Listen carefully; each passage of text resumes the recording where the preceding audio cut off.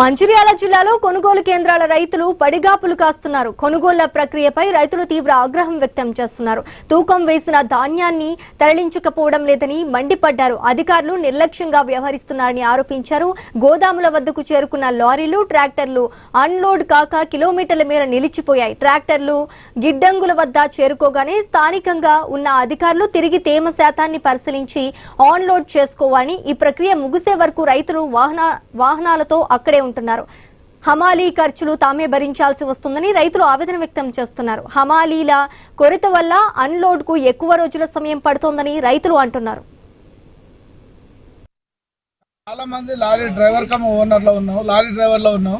ప్రతి ఏరియాలో రైతులది వడ్లు లిఫ్ట్ చేయాలని, ధాన్యం లిఫ్ట్ చేయాలని ప్రతి రైతు వర్షాలు వస్తున్నాయని బాగా ఇబ్బందులు పడుకుంటూ, ప్రతి కాంట్రాక్ట్ మీద లారీల మీద ఫోర్స్ తెచ్చుకుంటూ, అందరి మీద ఫోర్స్ తెచ్చి బస్తాలు నింపిస్తే ఈ ధాన్యం తీసుకెళ్ళిన తర్వాత రైస్ మిల్లులలో కానీ గోదాములలో కానీ హమాలీ కొరత ఉంచి హమాలీ లేకుండా ఉండడం వలన చాలా లారీ డ్రైవర్లు చాలా ఇబ్బంది పడుతున్నారు. వీళ్ళకు వాటర్ లేదు, సరిగ్గా తిండి లేదు, అక్కడ ఎటైనా వెళ్దామంటే చూత సౌకర్యాలు లేవు. ఈ కాంగ్రెస్ ప్రభుత్వ నిర్లక్ష్యం వల్ల, కేవలం వాళ్ళ చేతగానితనం వల్లనే ఇలా రైతులందరూ కూడా 3-4 రోజుల నుంచి వందల కొద్ది లారీలు అక్కడ వెయిట్ చేసుకుంటుంటానే. మా ఎప్పుడు దిగుతాయా అని చెప్పేసి వాళ్ళు బాధపడతారు. ఎప్పుడు అన్లోడ్ అయితే మళ్ళీ మేము ఎప్పుడు పోవాలని చెప్పేసి డ్రైవర్లు బాధపడతారు. ఇది పీడించుకునే ప్రభుత్వం తప్ప కానీ పేదలకు ఏదో న్యాయం చేద్దామని ఆలోచించే ప్రభుత్వం కాదని చెప్పేసి వాళ్ళ నిర్లక్ష్య వైఖరితోనే అర్థమయ్యేటట్టు చేస్తారు. ఎందుకంటే ఈ స్టాక్ అంతా కూడా పోయినసారి తీసుకున్న స్టాక్ అంతా మిల్లర్ల దగ్గర అట్లనే ఉన్నది. అది ఏం చేయాలి? మిల్లర్ల దగ్గర నుంచి ప్రభుత్వం ప్రతిసారి చేస్తున్నట్టుగా దాన్ని కన్వర్ట్ చేసి రేషన్ డీలర్ల దగ్గరికి పంపించేయాలి, రేషన్ బియ్యంగా.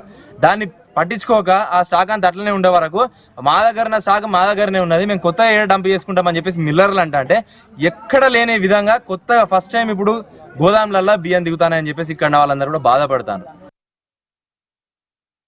ఏదైతే మరి చూసుకున్నట్టయితే వడ్ల కొనుగోలు సంబంధించి ఉన్నదో చెన్నూరు నియోజకవర్గంగా వ్యాప్తంగా చూసుకున్నట్లయితే 90% వడ్లు కూడా కొనుగోలు కేంద్రం నుంచి పోలేదు. ఇంకో చూసుకున్నట్లయితే వర్షాలు కూడా దగ్గర పడే అవకాశం ఉన్నది. మరి వందల కొద్ది లారీలు 90%లో 10% కూడా పోనీ లారీలు 10% వడ్లు ఉంటే ఆ 10% లారీలు కూడా వందల కొద్ది లారీలు మరియు ఏదైతే రైతులకు సంబంధించిన ట్రాక్టర్లు ఉన్నాయో ఆ వందల కొద్ది హైవే రోడ్ మీద వందల కొద్ది నిల్చున్నాయి. అవి అన్లోడ్ కాని పరిస్థితిలో ఉన్నాయి. మరియు స్థానిక మంత్రి గారు, మరి స్థానిక జిల్లా యంత్రాంగం కావచ్చు, మరి పౌర శాఖలకు సంబంధించిన అధికారులు కావచ్చు, మరియు ఈ అగ్రికల్చర్ సంబంధించిన అధికారులు కావచ్చు, ఏదైతే మరి పౌర శాఖలకు సంబంధించిన అధికారులు చూసుకున్నట్టు ఇప్పటిదాకా ఒక రివ్యూ మీటింగ్